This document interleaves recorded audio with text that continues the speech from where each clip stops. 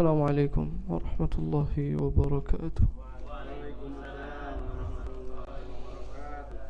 Alhamdulillahi rabbil alamin, wa afdalus salah wa atamut taslim ala man arsalahu Allah hadiyan ila siratil mustaqim, nabiyyina wa maulana Muhammadin wa ala alihi at-tayyibin at-tahirin. Radiyallahu 'anil sahabati minal ansari wal muhajirin wa 'anna ma'ahum wa fihim برحمتك وجودك وكرمك يا أكرم الأكرمين. ثم أما بعد، فرب اشرح لي صدري ويسر لي أمري واحلل عقدة من لساني يفقه قولي. Jamaah yang dirahmati Allah Subhanahu wa taala, alhamdulillah kita bersyukur kepada Allah Subhanahu wa taala diperjumpakan dalam keadaan sehat afiat, yang mana kita mencari keridhaan Allah Subhanahu wa taala. Sebelumnya saya mohon maaf karena keterlambatan. Ya, lagi-lagi kita hanya bisa mengatur sesuatu yang bisa diatur, tetapi yang tidak bisa diatur tidak bisa kita atur. Semoga Allah memberikan hikmah kepada kita semua di balik segala kejadian yang ada dalam kehidupan kita. Jamaah rahmati Allah, alhamdulillah pada kesempatan kali ini kita berbicara beberapa hal berkaitan dengan Al-Isra'u wal Mi'raj. Ini waktunya sampai zuhur berarti ya? Atau sampai habis zuhur dilanjut lagi sedikit? Boleh ya, lumayan panjang waktunya. Baik. Karena kita nanti banyak kitchen teorinya di sini. Kalau kemarin kita tidak terlanjur teoritis, kalau hari ini kita kembali lagi dengan beberapa teori-teori. Baik, jamaah rahmati Allah Subhanahu wa taala.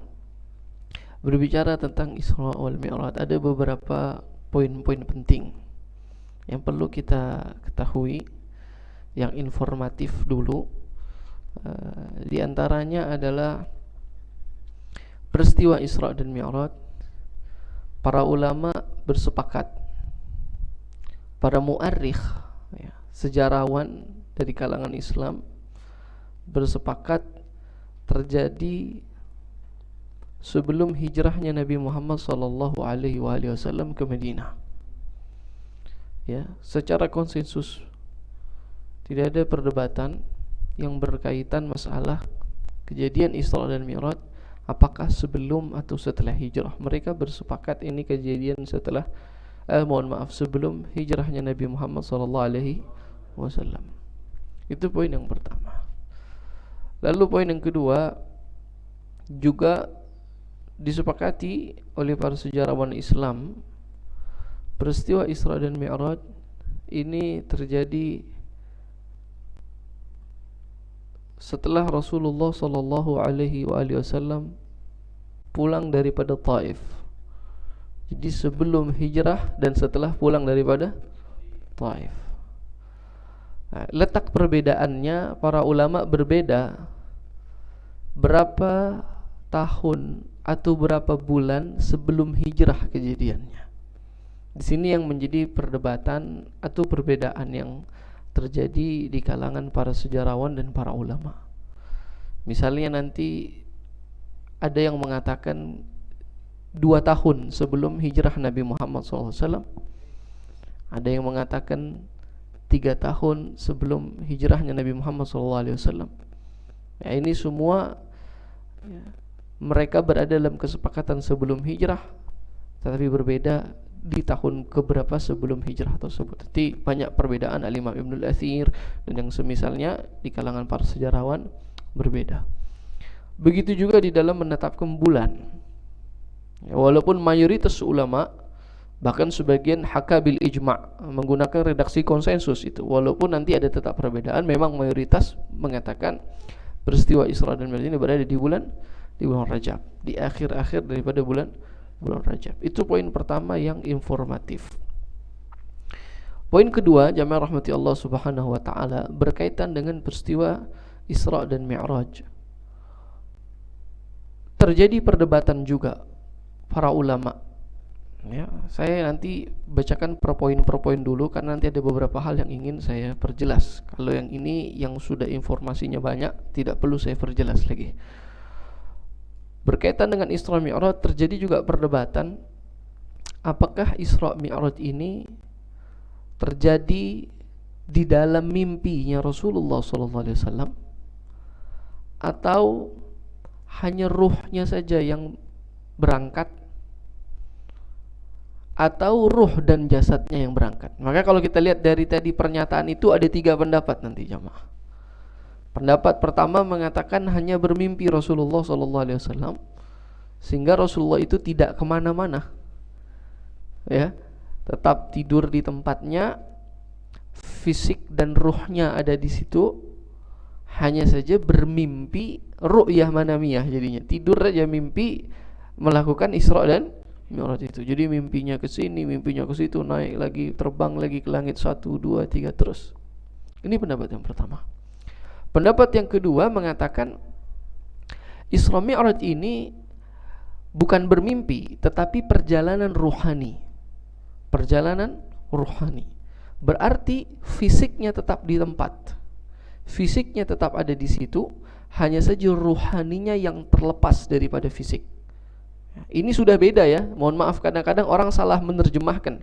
Kadang-kadang orang menerjemahkan pendapat kedua ini dengan arti ketiga, padahal ketiga dengan kedua itu beda jamaah. Karena yang berpendapat kedua itu bukan berarti mengatakan Rasulullah mimpi, ruhaninya itu betul-betul ruhnya lepas. Jadi keistimewaan Nabi Muhammad dianggap oleh kelompok yang kedua ini, ruhnya Rasulullah itu bisa lepas, karena ruh manusia itu tidak bisa terlepas selama dia masih hidup, kecuali dia mati. Hanya Rasulullah yang diberikan otoritas oleh Allah, menurut golongan yang berpendapat di pendapat kedua, itu bisa dilepas ruhaninya oleh Allah Subhanahu daripada jasadnya untuk melakukan mi'raj, ya, perjalanan ke langit 1, 2 dan yang seterusnya itu. Ini pendapat yang kedua, ya. Nah, pendapat yang ketiga adalah mengatakan ruh dan juga jasad. Berarti ruh dan jasadnya pergi.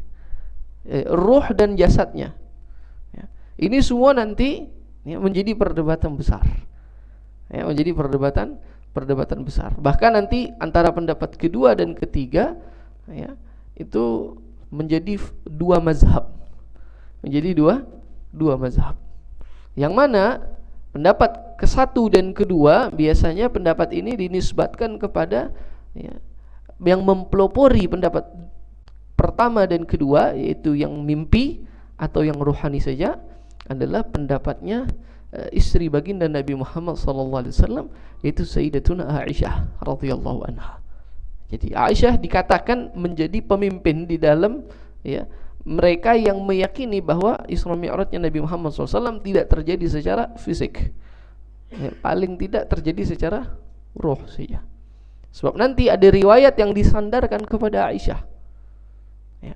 Dikatakan Aisyah mengatakan, ma faqadtu Rasulullah sallallahu alaihi wasallam lailatal Isra.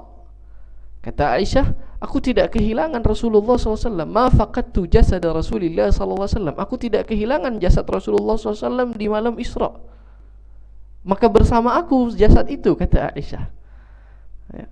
Maka menurut Aisyah yang pergi Isra dan Mi'raj adalah ruhnya. Jelas tidak ini kira-kira? Ya, ini yang menjadi landasan banyak daripada orang-orang yang berpendapat hanya ruh, bahkan mengatakan mimpi salah satunya itu dasarnya. Permasalahannya adalah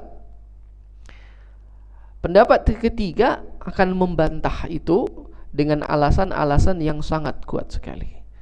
Di antaranya yang menisbatkan kepada Aisyah pendapat itu dan riwayat tadi dianggap riwayat itu riwayat yang makdzub, dusta.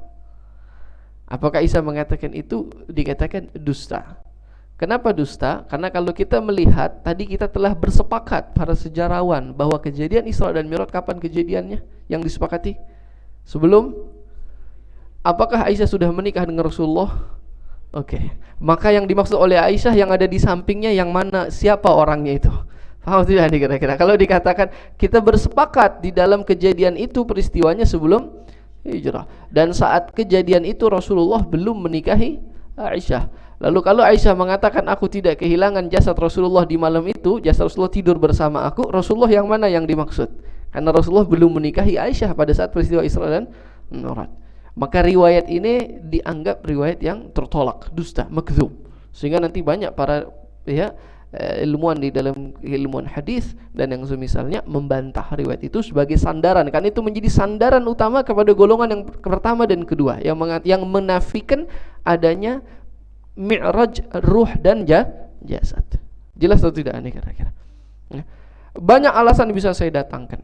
Ya, di antaranya misalnya juga kata-kata bi'abdihi di dalam firman Allah Subhanahu wa taala yang berkaitan dengan Isra. Subhanalladzi asra bi'abdihi. Ya. Kata-kata bi'abdihi, lafaz abdun ya, di dalam bahasa Arab ya, itu idza utliqal abad, bila mana kata-kata abd dimutlakkan, tidak terintervensi oleh kata-kata yang lain yang mengikat dia dengan arti yang lain, tidak ada indikator, maka tidaklah dikatakan abdun kecuali mencakup ruh dan jasad. Jadi isim jins di dalam bahasa Arab ya, kalau dia tidak diikat dengan indikator, maka dia tidak mungkin berarti kecuali pasti ruh dan jasad. Contoh saya katakan begini, jaa ustadz, apa artinya? Ustadz lah, ustadz yang mana, ruhnya atau jasadnya yang datang? Ruh dan jasadnya. Tidak mungkin diartikan hanya ruhnya saja, kecuali ada indikator. Ya, ruhnya ustadz datang, maka bisa diartikan. Tapi kalau saya mutlakkan, saya hilangkan intervensi pada kalimat itu, ya, ini berlaku di dalam semua isim jins, termasuk abdun dan yang semisalnya. Maka kata-kata bi'abdihi ini menunjukkan yang pergi adalah ruh dan jasad. Karena tidak dikatakan dengan ruh daripada hambanya, tetapi dikatakan dengan hambanya. Yang mana hambanya di sini meliputi ruh dan jasad. Ini bantahan yang kedua. Jelas atau tidak nih kira-kira? Lalu nanti bantahan yang ketiga, ayat ini juga dibuka dengan kalimat subhana. Dibuka dengan kalimat subhana. Yang mana kalimat subhana jamaah ini bukan hanya memiliki fungsi sebagai tanzih, pensucian ya, atas segala hal yang tidak layak yang disematkan kepada Allah Subhanahu wa taala, tetapi juga memiliki arti ta'ajjub. Ketakjuban akan perkara yang begitu besar yang biasanya berlawanan dengan kebiasaan dan sulit dilogikakan. Ya, tidak didatangkan redaksi subhana di dalam Al-Quran ataupun hadis atau di dalam bercakap berbahasa Arab yang fasih kecuali ada maksud. Pertama, maksudnya adalah mensucikan Allah dari segala hal yang tidak layak yang disematkan kepada Allah Subhanahu wa taala. Kedua, untuk mengagungkan sesuatu hal yang mana peristiwa atau keadaan tersebut sangat menakjubkan dan berlawanan dengan kebiasaan, mukhalafah lil adah, dan juga sulit dilogikakan. Bila mana peristiwa itu hanya mimpi, itu keren atau enggak keren kira-kira? Jangankan Nabi Muhammad, kita pun juga bisa. Betul ya? Mimpi, jangankan sebagai seorang nabi atau orang soleh atau orang hebat gitu ya, siapa juga bisa jadi mimpi. Nanti malam dia mimpi ya, dari Setiami berangkat ke Amerika, dari Amerika tiba-tiba dia diundang lagi ke Australia, terus naik ke bulan, di bulan dia bikin majlis taklim, dari situ lagi dia ke Mars, dia turun lagi. Kita bahkan sering mimpi seperti itu kan. Tiba-tiba jadi koki, besoknya tiba-tiba mimpi lagi jadi menteri, Masya Allah. Ala kulli hal. Jadi ini tidak istimewa jemaah. Itu sesuatu yang sangat ma'qul, sangat masuk akal dan tidak berlawanan dengan kebiasaan. Maka tidak akan digunakan redaksi subhana bila mana kejadian itu hanya kejadian yang tidak istimewa. Maka kata-kata subhana di dalam ayat ini menunjukkan ketakjuban akan perkara yang terjadi, dan perkara itu harus menakjubkan. Tidak akan menakjubkan kecuali perkara itu adalah perjalanannya ruh dan jasad. Itu jadi dalil ketiga. Jelas atau tidak ini kira-kira? Keempat, orang-orang yang mengingkari peristiwa Isra dan Mi'raj daripada orang-orang kufar dan munafikin, bahkan orang-orang yang telah beriman banyak keluar dari Islam saat itu. Ketika informasi itu diberitakan di tengah-tengah pasar ya, saat Rasulullah baru selesai melakukan peristiwa itu di pagi hari, info itu diceritakan, orang-orang berbicara, masa katanya begini, masa yang sudah beriman keluar. Yang sudah beriman banyak keluar daripada, karena ini menunjukkan informasi yang mereka terima dari Rasulullah dan dari para sahabat, informasi yang sulit masuk akal. Kalau dibilang Rasulullah bermimpi, apakah orang-orang kufar akan mengingkari? Tidak. Apakah orang-orang yang beriman akan mudah keluar?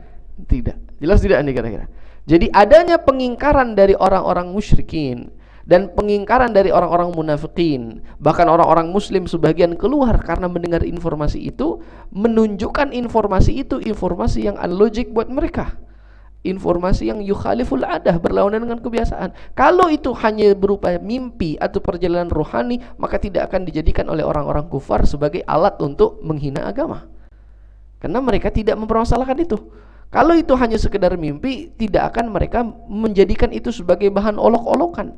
Kenapa mereka mengolok? Kenapa mereka mengingkari? Bahkan mereka keluar dari agamanya mereka yang sudah Islam, karena memang informasi yang mereka dapat dari Nabi Muhammad dan dari para sahabat saat itu adalah perjalanan ini, perjalanan ruh dan jasad. Jelas tidak nih kira-kira?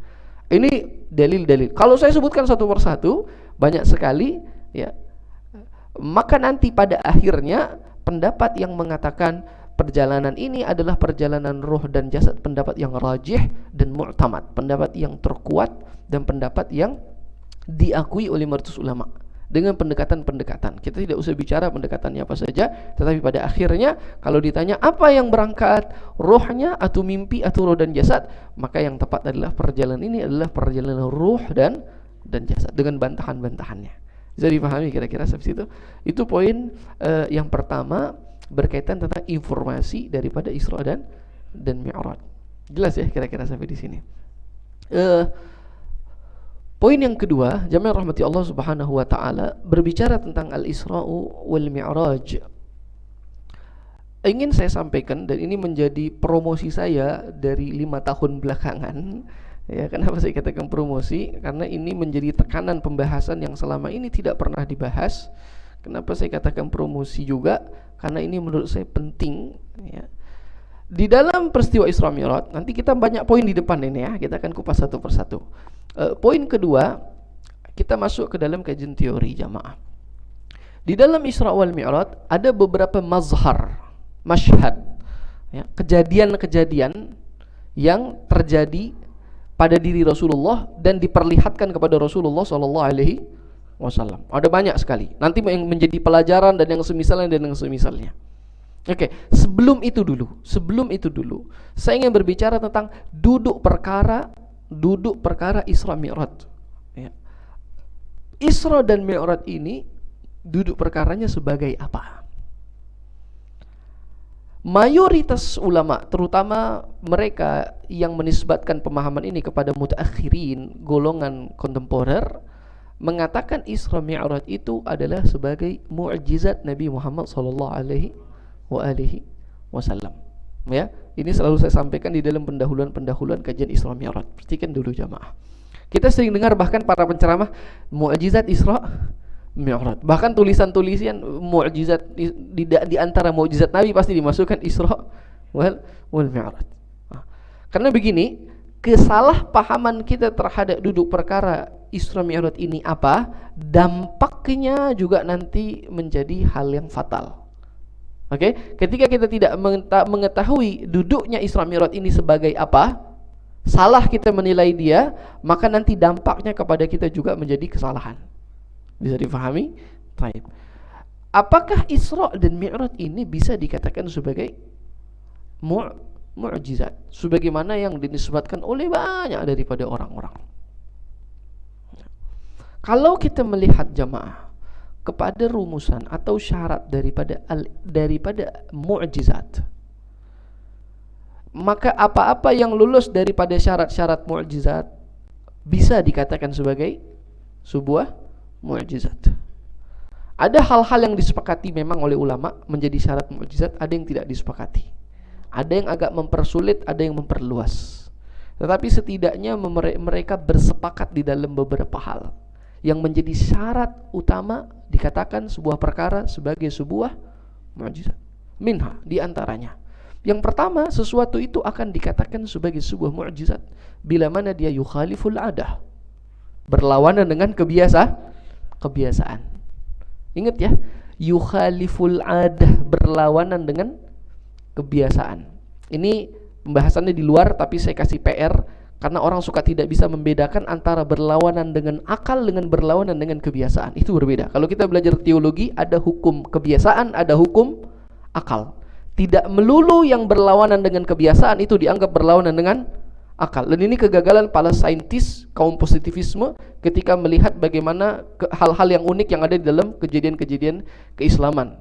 Oke? Karena mereka menganggap sesuatu yang tidak empirik tidak masuk akal. Padahal tidak melulu yang tidak empirik itu tidak masuk akal. Berapa banyak sesuatu yang tidak empiris masuk ke dalam akal. Jadi nanti harus dibedakan ya.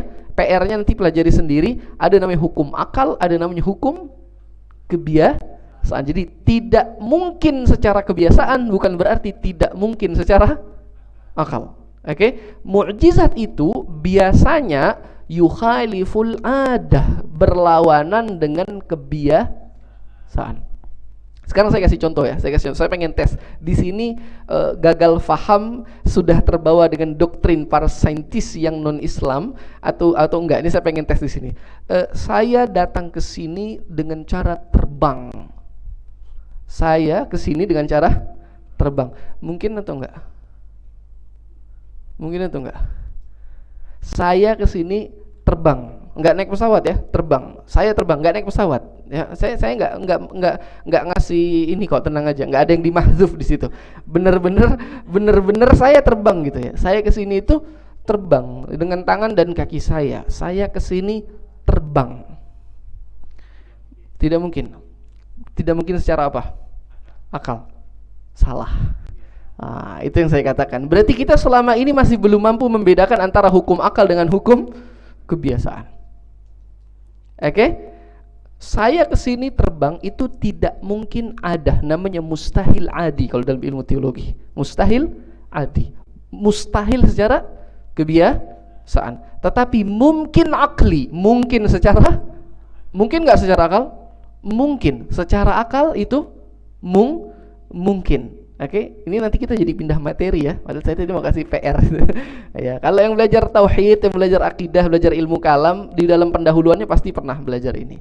Ya, jadi mukhalaf, makanya namanya yukhaliful adah, berlawanan dengan kebiasaan, bukan yukhaliful akal, bukan berlawanan dengan akal. Jadi kalau katakan mukjizat dan semisalnya berlawanan dengan akal, keliru, bukan berlawanan dengan akal, berlawanan dengan kebiasaan. Tidak ada yang berlawanan dengan akal. Beda cerita. Saya kasih contoh berlawanan dengan akal. Berlawanan dengan akal, contohnya begini. Ini berlawanan dengan akal. Seorang ibu dilahirkan oleh anaknya. Oke, seorang ibu dilahirkan oleh. Oke, ini hukumnya apa ini? Secara akal, mustahil. Oke. Tapi kalau saya kesini terbang itu bukan mustahil akal. Mungkin akal, mustahil kebiasaan. Paham atau tidak nih kira-kira? Bagaimana maksudnya? Panjang. Oke, panjang. Kalau jadi bagaimana maksudnya?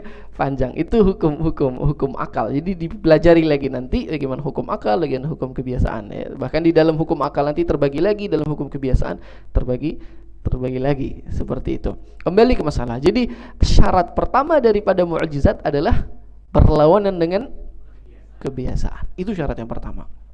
Syarat yang kedua daripada mukjizat, dikatakan sebuah perkara itu adalah mukjizat. Ya. Mukjizat itu biasanya adalah bertahaddi. Ada permintaan dari orang yang tidak beriman. Ada permintaan dari orang yang tidak beriman sebagai bukti tanda kebenaran kenabian seorang nabi. Ada nabi ngaku saya nabi. Orang yang tidak beriman, tidak percaya kepada nabi itu minta bukti. Ya, buktinya kamu nabi apa? Coba turunin dong dari langit makanan, misalnya kan kayak gitu. Coba dari langit turunkan makanan, minuman, hidangan yang hebat gitu. Ini namanya ada permintaan, matlub, diminta. Oke, maka apa yang menjadikan sebuah perkara menjadi mukjizat? Biasanya syarat yang kedua, dia diminta. Ada perminta. Siapa yang meminta? Yang tidak beriman. Bukan yang beriman, yang tidak beriman. Orang yang tidak percaya akan kenabian seorang nabi meminta bukti bahwa Anda seorang nabi, buktikan kepada kami. turunkan ini, berikan ini, ya. Seperti Rasulullah SAW dalam Al-Quran ketika orang-orang musyrik tidak percaya dan meminta bukti tentang kebenaran Nabi Muhammad sebagai seorang nabi, Muhammad coba belah dulu itu bulan. Sampai Allah abadikan dalam Al-Quran, iqtarabatis sa'ah wa syaqqal qamar. Gitu kan? Ya. Dibelah oleh Rasulullah bulan. Itu biasanya diminta, ada permintaan. Itu syarat yang kedua. Syarat yang ketiga, ya. Syarat yang ketiga daripada mukjizat yang sangat fundamental adalah mereka yang meminta bukti untuk didatangkan mukjizat, diperlihatkan mukjizat itu di hadapan mereka secara mata, kepala. Diperlihatkan kepada mereka. Bagaimana Nabi Isa punya mukjizat, ya, menurunkan hidangan. Bagaimana Rasulullah ketika diminta oleh musuh-musuh orang yang tidak beriman, Muhammad kalau kamu betul nabi, ya coba buktikan, belah bulan. Rasulullah belah bulan, dibelah. Faham tidak ini kira-kira? Wa in yarau ayatan, dan ketika mereka melihat, itu kata-katanya dalam, dan ketika mereka melihat kejadian terbelahnya bulan itu, maka harus diperlihatkan kepada mereka karena mereka yang meminta. Karena mereka yang meminta. Bisa difahami atau tidak nih kira-kira? Jelas. Lalu yang keempat, jamaah rahmati Allah Subhanahu wa taala. Daripada syarat yang fundamental di dalam mukjizat, objek daripada mukjizat adalah mereka yang meminta, orang-orang yang tidak beriman itu. Maksud daripada mukjizat, tujuan daripada mukjizat kembali kepada siapa? Yang meminta. Objek daripada mukjizat adalah mereka yang meminta. Siapa yang meminta? Orang-orang yang tidak beriman. Orang-orang kufar yang tidak beriman kepada para nabi, itu adalah objek daripada mukjizat. Jadi syarat pertama apa? Berlawanan kebiasaan. Syarat kedua apa? Diminta. Syarat ketiga apa? Diperlihatkan kepada yang meminta. Syarat keempat apa? Objek daripada mukjizat mereka yang meminta. Jelas tidak ini kira-kira sampai di sini? Faham? Kalau kita kembalikan syarat-syarat ini kepada Isra dan Mi'raj. Yang pertama, apakah Isra Mi'raj berlawanan dengan kebiasaan? Lulus berarti. Oke, berlawanan dengan kebiasaan. Yang kedua, apakah Isra dan Mi'raj diminta kejadian itu oleh orang-orang yang tidak beriman? Apakah orang beriman, Muhammad kalau engkau nabi, coba kamu pergi ke Baitul Maqdis malam ini, lalu kamu terbang ke langit 1, 2, 3 terus sampai tembus Sidratul Muntaha, terus kamu turun lagi ke bumi dalam waktu saat. Apakah ada yang meminta? Tidak ada satupun daripada orang musyrikin yang meminta kepada Nabi untuk melakukan perbuatan itu. Berbeda dengan tadi, Muhammad belahlah bulan. Mereka meminta, kalau kamu Nabi, belah bulan itu. Tapi Isra Mi'raj tidak ada satupun daripada mereka yang meminta.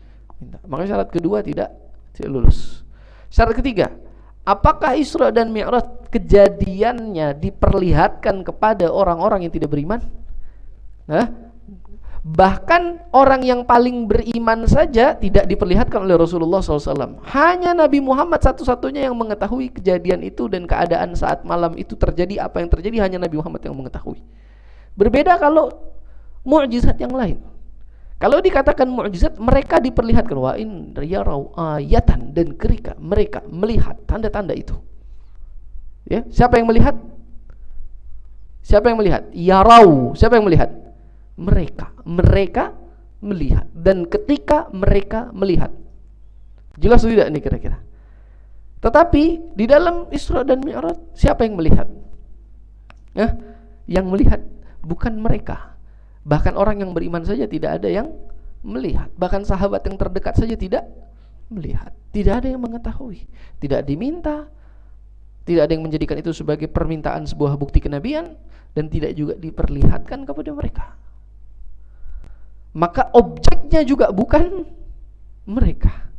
So itu Allah katakan, kalau di dalam mukjizat selalu wa in ra'au wa in yarau, ketika mereka telah melihat, ketika mereka diperlihatkan, mereka.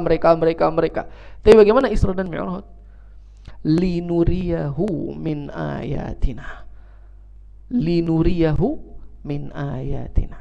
Kan subhanalladzi asra bi 'abdihi lailan minal masjidil harami ilal masjidil aqsa alladzi barakna haulahu linuriyahu min ayati, untuk kami perlihatkan kepada dia. Siapa dia? Oke, siapa yang diperlihatkan? Bukan kepada mereka, bukan linuriyahum min ayatina, kami perlihatkan kepada mereka daripada tanda-tanda kebesaran kami, tapi linuriyahu min ayatina, untuk kami perlihatkan kepada dia Muhammad, yang diperlihatkan dia daripada tanda-tanda kebesaran Allah Subhanahu wa ta'ala. Maka kalau merujuk kepada syarat-syarat yang utama tadi, tidak lulus dikatakan mukjizat kepada peristiwa Isra dan Mi'raj. Jelas atau tidak ini jamaah kira-kira? Bisa dipahami? Oke. Terus kalau tidak lulus, apakah dia dikatakan sebagai Isra wal Mi'raj, sebagai sebuah mukjizat? Kalau dikatakan sebagai sebuah mukjizat dengan artian tujuan mukjizat itu adalah sebagai bukti kenabian, maka Isra dan Mi'raj tidak lulus. Peristiwa ini ada, tetapi peristiwa ini tidak dikatakan sebagai mukjizat. Ini yang berlawanan dengan mayoritas ulama sekarang. Maka tadi saya katakan apa yang saya promosikan 5 tahun belakangan ini, walaupun saya diserang habis-habisan kanan kiri, sesat ini, tidak membenarkan peristiwa ini sebagai mukjizat. Bukan berarti tidak menetapkan ini sebagai mukjizat, justru menghinakan. Hati-hati jemaah. Justru saya melihat ada kejanggalan yang besar dan menjadikan sebuah pemahaman yang fatal kalau kita menisbatkan ini sebagai sebuah mukjizat dengan pemahaman mukjizat itu sebagai bukti kenabian. Kenapa? Karena mukjizat maksud utamanya, tujuannya bukan untuk orang yang beriman, tetapi tujuannya untuk orang yang tidak beriman. Dan kejadiannya saat itu telah terjadi, sudah selesai dan habis. Tidak lagi perlu ada diambil hikmahnya, dan tidak lagi perlu kita kaji lagi apa maksud dan tujuannya. Karena objek daripada mukjizat tadi adalah mereka yang tidak beriman. Jelas atau tidak nih kira-kira? Seperti bagaimana tongkatnya Nabi Allah Musa, seperti bagaimana ketika Nabi Isa menghidupkan orang mati, seperti bagaimana dan yang semisalnya. Seperti pembelahan bulan dan yang semisalnya. Apakah ada penggalian hikmah terhadap pembelahan bulan, terhadap keimanan dan keyakinan kita kepada Nabi Muhammad? Lalu adakah hikmah yang bisa kita petik untuk kita ambil manfaat besar di dalam kehidupan daripada pembelahan bulan? Tidak. Tetapi itu menjadi hikmah kepada mereka yang tidak beriman kepada Nabi Muhammad SAW. Bisa difahami atau tidak nih kira-kira? Maka maksud daripada Isra dan Mi'raj itu bukan mukjizat, tetapi ini adalah khususiat, yaitu keistimewaan yang dimiliki oleh Nabi Muhammad SAW. So ada mukjizat, ada khususiat. Kalau sesuatu itu dikatakan mukjizat, tanda kenabian, dalail an-nubuwah, tanda-tanda kenabian. Tapi kalau dikatakan sebagai khususiat, adalah keistimewaan mutlak yang diberikan oleh Tuhan kepada seorang nabi, yang mana dalam rangkanya dalam hal ini adalah Nabi Muhammad SAW. Jelas atau tidak ini kira-kira? Maka poin kedua, duduk perkara daripada Al-Isra wal Mi'raj adalah keistimewaan Nabi Muhammad SAW. Jadi kalau saya katakan dia bukan mukjizat, bukan berarti dia berada di bawah, tetapi malahan lebih tinggi daripada mukjizat itu, yaitu keistimewaan Nabi Muhammad SAW. Jadi bedakan ya, karena ada yang menolak, ini mengatakan ini mukjizat, tetapi menjadikan standarnya di bawah mukjizat. Oke. Adapun yang saya maksud dia bukan mukjizat, tetapi justru lebih tinggi daripada mukjizat. Keistimewaan. Kenapa? Karena nanti kalau kita katakan khususiat, dampaknya kepada kita berbeda kalau saya katakan dia mukjizat. Jauh jamaah. Jauh. Kalau itu keistimewaan, maka yang dimaksud oleh Tuhan adalah nabinya itu sendiri. Maka variabel terbesar di dalam peristiwa Isra dan Mi'raj adalah Nabi kita Muhammad SAW. Tetapi kalau variabel di dalam peristiwa-peristiwa mukjizat, variabel besarnya adalah mereka orang-orang yang tidak beriman. Faham atau tidak ini kira-kira? Maka nanti menjadi PR besar, Isra Mi'raj menjadi sebuah hal yang sangat penting untuk kita kaji dan kita gali lebih dalam lagi, dan kita ambil hikmahnya, dan ada kaitan dengan bagaimana hubungan kita kepada Allah, dengan bagaimana pemahaman kita dengan peristiwa Isra dan Mi'raj ini. Bisa difahami atau enggak ini kira-kira? Sampai di sini ada pertanyaan dulu, supaya kita sharing sambil kita lanjutkan materinya. Ada pertanyaan atau yang mau mengisyakalkan supaya tidak tidak terjadi miss gitu ya di antara kita, bahwa poin yang saya maksud bukan mukjizat, jangan disalahfahami berarti saya menghinakan itu atau merendahkan peristiwa itu, justru lebih tinggi daripada mukjizat. Ya. Ada pertanyaan saya sini? Kalau tidak ada nggak masalah. Ya. Kenapa? Oke. Cuman ingat ya, pemahaman ini akan sangat berlawanan tadi. Karena mayoritas mengatakan ini adalah mukjizat. Walaupun pada kenyataannya kalau kita membuka kepada buku-buku yang representatif ya di dalam rujukan Islam, silahkan buka daripada kitab-kitab yang sahih, kitab-kitab sunan, kitab-kitab tarajim, kitab-kitab manaqib, kitab-kitab hadis lah. Buka saja, lihat peristiwa Isra dan Mi'raj tidak didapatkan di dalam fasal atau bab tentang tanda-tanda kenabian. Paham tidak nih kira-kira? Adapun misalnya bab tentang dalail nubuah, tentang tanda-tanda kenabian atau mukjizat, itu disebut itu A, B, C dan D. Adapun Isra Mi'raj itu tidak masuk bab itu. Kalau kita buka kepada kitab-kitab klasik, kitab-kitab rujukan kita, ternyata para ulama dari dahulu memang sudah tidak mendudukan Isra Mi'raj di dalam bab itu. Karena kalau memang mereka bersepakat ini sebagai sebuah mukjizat, harusnya mereka masukkan itu di dalam bab ya, mukjizat. Faham tidak nih kira-kira? Tapi mereka mendudukan itu sebagai perkara yang sendiri, memasukkan itu ke dalam bab keistimewaan Nabi Muhammad SAW.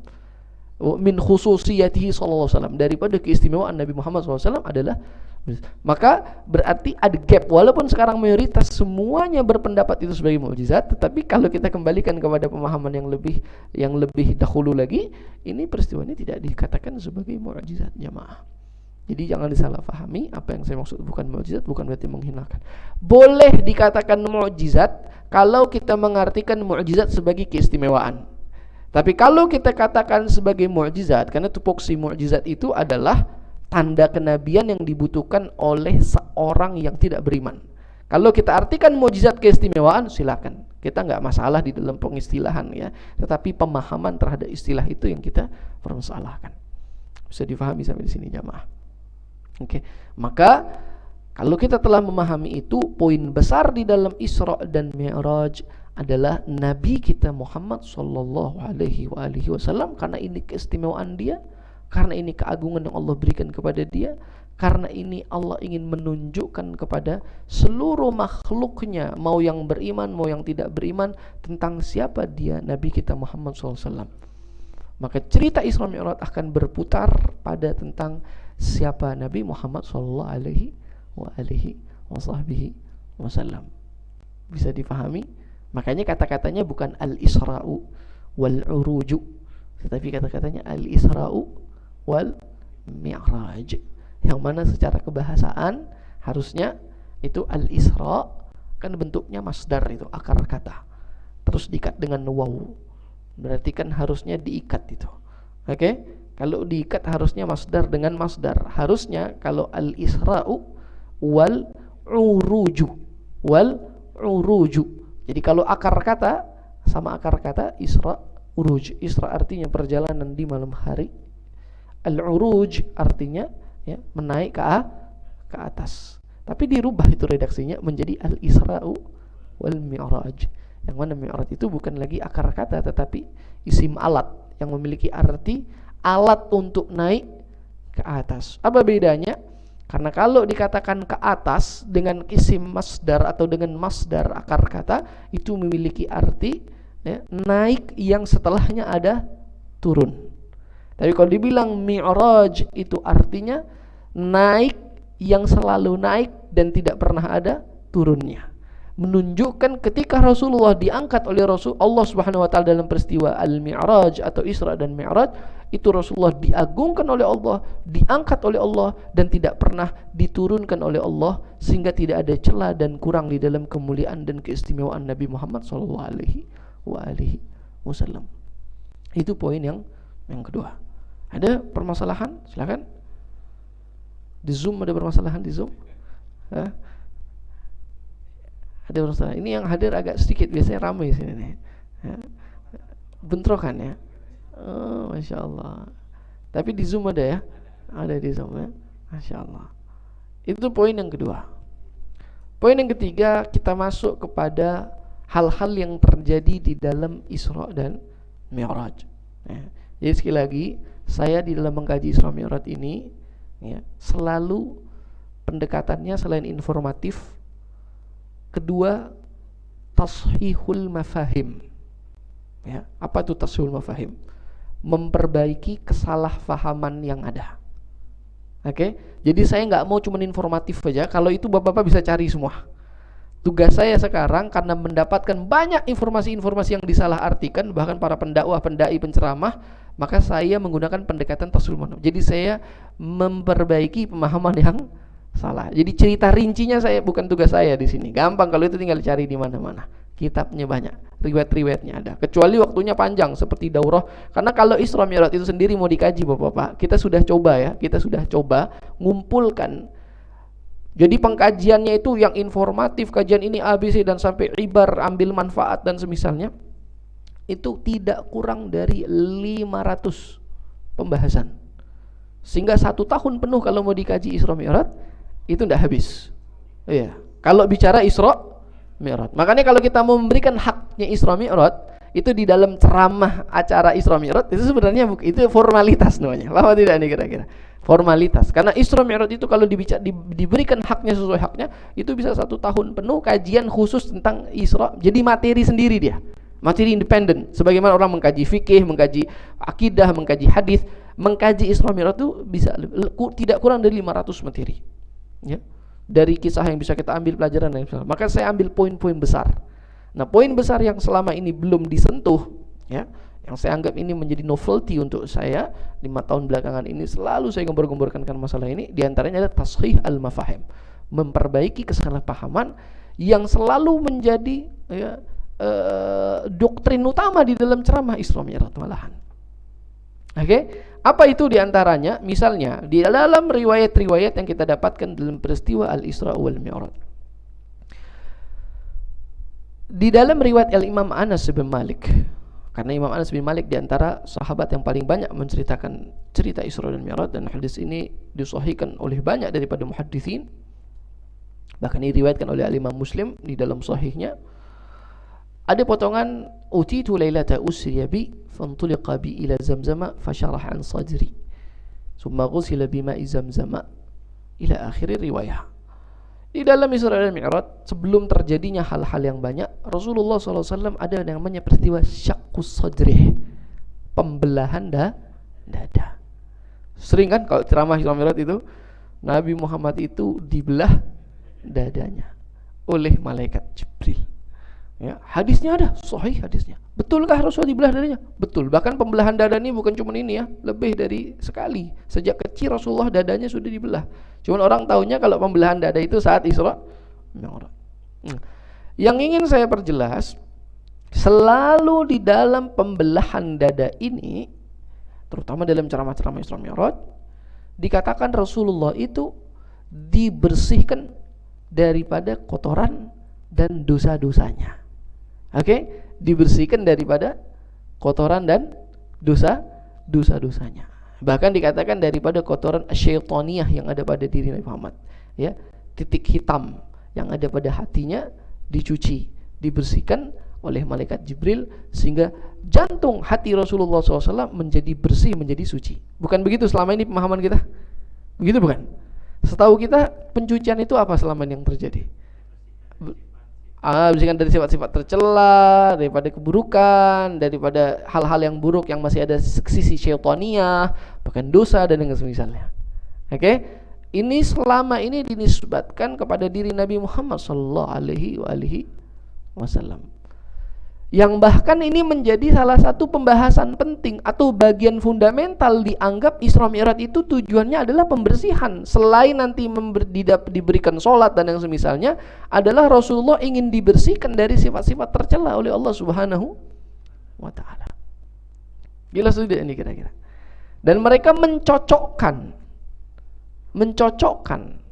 dengan ayat-ayat Al-Quran yang berbicara tentang hal yang sedikit memiliki arti mencela Nabi Muhammad SAW, yang menurut mereka mayoritas ini bukan mencela, tetapi ini adalah fakta dan realita yang ada pada diri Nabi Muhammad SAW.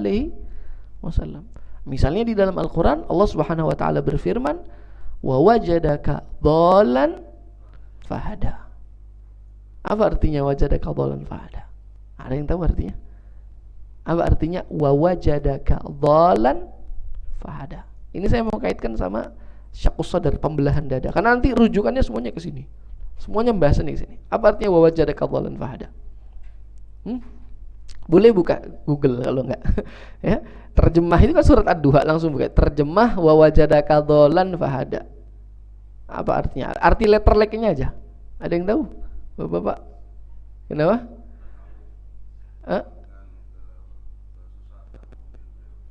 Taib. Wa wajadaka dhalan fahada. Kalau yang punya handphone bisa buka langsung sekarang di Google. Mau terjemah pakai terjemah apa juga langsung ketemu tuh.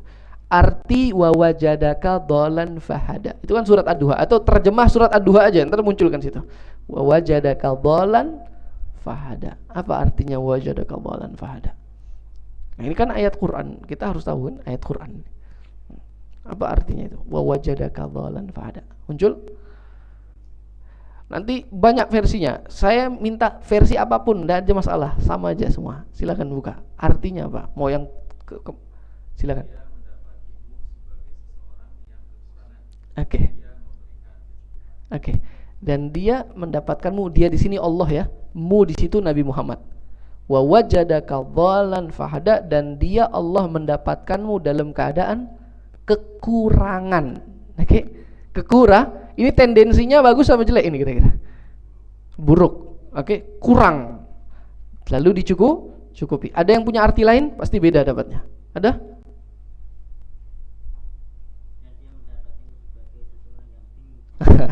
Oke, dan dia mendapatimu, dia Allah mendapatimu sebagai seorang yang bingung. Berarti Nabi Muhammad orang yang bingung.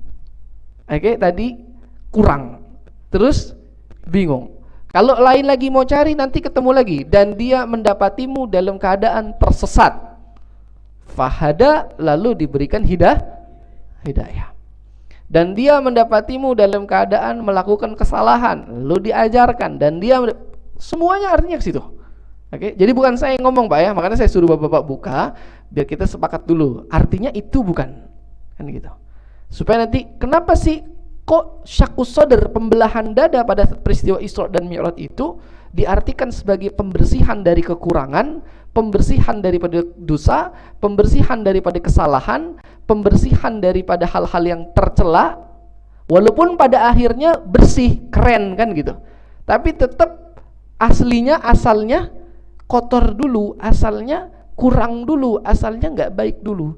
Jadi landasannya apa? Nanti diperkuat dengan salah satunya tadi, wa wajadaka dhalan fahada. Bisa dipahami sampai sini? Oke. Kalau kita membaca terjemah, lalu kita melihat kepada tafsir atau yang semisalnya, ya. Atau mungkin kalau nggak puas dengan terjemah ya, saya bacakan misalnya tafsirnya ini. Saya sudah tuliskan. Ini yang sangat representatif, ya. Di dalam tafsir Al-Imam At-Tabari. Orang yang mengkaji tafsir tidak mungkin tidak tahu siapa Imam Tabari. Ibn Jarir At-Tabari seorang tokoh besar di dalam ilmu tafsir. Oke, Al-Imam At-Tabari mengatakan di dalam menerjemahkan apa sih maksudnya wa wajadaka dhalan fahada, dan kami dapatkan engkau dalam keadaan tersesat tadi itu, atau kurang tadi itu, atau bingung itu tadi. Apa maksudnya? Ai wa wajadaka ala ghairil ladzi anta alaihil yaum. Dahulu Allah mendapatkan engkau Muhammad dalam keadaan yang berbeda dengan keadaanmu sekarang. Maksudnya dahulu engkau itu keadaanmu tidak sama seperti keadaanmu sekarang. Apa maksudnya? Diperjelas lagi di sini. Dia menukil kepada Al-Imam As-Suddi. Apa kata Al-Imam As-Suddi? Kana ala amri qaumihi arba'ina aman. Maksudnya dulu itu Nabi Muhammad kehidupannya selama 40 tahun sebelum risalah diturunkan. 40 tahun Nabi Muhammad hidup dengan gaya kaumnya. Maksudnya gaya hidupnya Nabi adalah dengan gaya hidup kaumnya. Kaumnya Nabi di situ adalah orang-orang Quraisy, kafir Quraisy. Maka dianggap Rasulullah itu dolan, dalam artian apa? Dahulu engkau hidup dengan gaya hidup orang-orang kafir Quraisy. Fahada, maka Allah berikan hidayah kepadamu dengan diturunkannya risalah. Paham atau enggak ini kira-kira? Bukan saya yang ngomong ya. Kalau tadi terjemahan Bapak baca. Ini tafsir Al-Imam At-Tabari, sangat representatif. Dia menukil daripada Al-Imam Suddi. Bahkan ya, ini sudah zuhur ya, Pak? Belum. Masih ya? Oke. Wah, masih panjang ini perjalanan kita. 9 menit lagi. Oh, jadi kita gimana nih nanti? Stop dulu sholat, lanjut atau stop? Gak usah lanjut lagi? Atau lanjut sholatnya mundur, saya nggak tahu. Nanti diinfoin aja ya, gimana bagusnya. Nanti kasih tahu ke saya. Ya. Jamaah aja. La ilaha illallah. Taib. Karena sholat itu di awal waktu afdal. Tetapi ada lebih dari 30 sebab yang menyebabkan menunda sholat lebih afdal daripada sholat di awal waktu. Kadang-kadang orang tidak paham itu. Oke? Kadang-kadang orang tidak paham. Kadang-kadang selalu sholat di awal waktu yang afdal. Orang menunda sholat itu berdosa. Ada lebih dari 30 sebab yang menyebabkan sholat di tengah lebih afdal daripada di awal waktu. Ya, jelas tidak ini kira-kira? Di antaranya, bila mana sholat di awal waktu dalam keadaan sakitnya masih kambuh dan dia minum obat-obatnya akan bereaksi, sembuhnya di tengah waktu, dengan keadaan sembuh dia bisa sholat dalam keadaan yang lebih khusyuk, maka lebih afdal menunda sholat dalam keadaan dia telah sehat daripada di awal waktu tapi sakit. Jelas. Contoh, baru minum Panadol lagi meriang, palanya pusing, bereaksinya 1 jam. Biasanya habis minum obat belum langsung sehat. Habis makan siang dia makan obat. Awal waktu sholat lagi pusing, kepalanya panas. Tahu dia biasanya minum obat setengah jam atau 1 jam setelahnya baru enak. Jelas. Maka itu menundanya lebih afdal daripada sholat di awal waktu. Oke? Atau orang yang sedang kambuh, sakit cacar, gatal-gatalnya di awal waktu, di tengah waktu lagi nggak kambuh karena obatnya baru bereaksi, maka hukumnya bukan lebih afdol menunda, tetapi wajib menunda sholatnya. Jadi itu kembali ke pembahasan fikih nanti. Jadi jangan nanti salah paham. Nah, termasuk diantaranya mengkaji kajian keilmuan, bila mana terputus yang membuat pemahaman menjadi salah paham, lalu dengan melanjutkan membuat pemahaman itu menjadi komprehensif, walaupun dengan menunda sholat, maka itu tetap bisa menjadi lebih afdol menundanya. Nah, tapi ini bukan saya mau ngasih tahu di sini buat nyusul. Maksudnya jangan salah paham. Kadang-kadang kita suka salah paham. Ini ada orang taklim sampai sholatnya ketunda. Dia nggak tahu apa sholat di awal waktu lebih utama. Itu karena yang ngomong nggak taklim. Makanya yang taklim tetap duduk karena dia tahu menunda dalam tujuan yang baik itu lebih afdol. Cuman kalau di sini kan kita nggak tunda nanti ya. Taib, kembali ke masalah. Wajada kadhalan fahada. Jadi artinya menurut mayoritas ahli tafsir, ya, maksud wajada kadhalan itu bahkan yang lebih kejam lagi. Al-Imam Al-Baghawi menafsirkan wa wajada kadhalan fahada ay an ma'alimin nubuwati wa ahkam syariah. Dahulu engkau itu enggak ngerti tentang hukum, enggak ngerti tentang kenabian, maka engkau diberikan informasi oleh Allah tentang hukum dan tentang kenabian, diberikan hidayah oleh Allah, fahadaka, maka engkau diberikan hidayah. Bisa difahami atau tidak? Ya. Dan ini mereka mengartikan ini juga, kata mereka ini sesuai firman Tuhan juga. Karena Allah yang mengatakan di dalam surat yang lain, wa in kunta min qablihi laminal ghafilin, dan sesungguhnya engkau dahulu termasuk golongan orang-orang yang lalai. Maka dianggap kalau dikatakan wa wajadaka dhalan, artinya kurang, artinya belum paham, artinya dulu nggak ngerti, artinya dulu hidupnya jahiliyah, artinya dulu ini dicocok-cocokkan karena ayatnya yang mendukung banyak. Paham? Dan juga menjadi ayat rujukan yang paling utama adalah firman Allah di dalam surat Al-Fatah, liyaghfira lakallahu ma taqaddama min dzambika wa ma ta'akhkhar. Ya, agar Allah ampuni daripada, ini saya terjemahkan sesuai apa yang diinginkan oleh mereka itu ya, dan di terjemahan-terjemahan yang ada. Dan Allah ampun dan liyaghfira lakallahu ma taqaddama min dzambika, agar Allah ampuni dosa-dosamu yang telah lampau dan dosa-dosamu yang akan. Berarti ada dosa atau tidak? Ada dosa atau tidak? Enggak menurut pemahaman ini tadi. Ada kesalahan? Ada kotoran? Oke, walaupun nanti ada perdebatan di dalam kesalahannya apa, kotorannya apa, kekurangannya apa. Ada yang mengatakan tadi sifat-sifat yang tercela, ada yang mengatakan dosa kecil, ada yang mengatakan tadi yang lebih ekstrim lagi apa, kehidupan jahiliyah. Dan ini diperkuat. Wa wada'na anka wizrak alladzi anqadha zahrak, ini semua diperkuat. Maka ayat-ayat ini menjadi rujukan pemahaman terhadap pengertian syaqqus sadr, pembelahan dada pada peristiwa Isra Mi'raj, dan manfaat utama terjadinya peristiwa Isra Mi'raj pada diri Nabi adalah pensucian, pembersihan daripada dosa dan kekurangan. Jelas sampai di sini kira-kira? Permasalahannya adalah pemahaman ini di mana-mana disebarkan, di ceramah-ceramah disampaikan. Walaupun mereka menganggap pada akhirnya kan baik, fahada, terus diberikan petunjuk. Pada akhirnya kan diampuni, pada akhirnya dibersihkan. Sehingga mereka tidak menjadikan itu permasalahan. Dan ini mohon maaf ya, saya harus mengatakan dengan berat hati, mayoritas ini dianut oleh mayoritas ulama hari ini. Makanya kalau bapak-bapak dengar ceramah-ceramah Isra Mi'raj selalu mengatakan di antara peristiwa Isra Mi'raj itu adalah terjadi pembelahan dada Nabi. Apa maksudnya? Dibersihkan dari kotoran-kotoran, dibersihkan dari dosa-dosa, sehingga Nabi menjadi bersih, Nabi menjadi suci, Nabi menjadi ini karena dosanya telah dimaafkan. Kalau telah dimaafkan berarti ada. Kotoran telah dibersihkan berarti pernah ada. Rasulullah itu diampuni daripada kesalahan-kesalahan masa lampaunya. Semuanya ada dinisbatkan. Tadi rujukan-rujukannya ada semua, ayat-ayatnya ada semua. Makanya dulu sempat viral, ada orang mengatakan wa wajadaka dhalan fahada itu. Siapa itu saya tidak tahu siapa itu. Pernah rame ditanyakan, ini bagaimana ya orang yang mengatakan Nabi itu dulunya tersesat terus dapat hidayah, kan gitu. Sempat rame yang baca ayat wa wajadaka dhalan, enggak usah heran. Kenapa? Kalau yang ngecek-eceknya kayak gitu saya enggak heran. Yang ngecek-eceknya bisa kayak gitu, nggak heran. Kenapa? Karena kelas penafsir yang ulung saja yang menjadi rujukan mayoritas di dalam menafsirkan tadi saya bacakan ya, bukan saya yang ngomong. Sampai mengatakan apa? Kanat lin nabi dzunubun. Dahulu Nabi memiliki dosa. Qad athqalathu, yang memberatkan dirinya. Faghafarahallahu lahu, tetapi telah Allah ampuni. Berarti dinisbatkan dosa nggak kira-kira? Ada atau tidak nih kira-kira?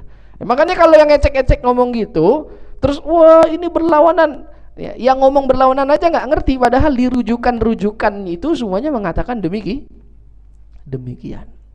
Bisa dipahami. Ini poin yang perlu diperbaiki pemahamannya jamaah. Jadi apa yang saya sampaikan tadi masalah, tapi bukan apa yang saya yakini.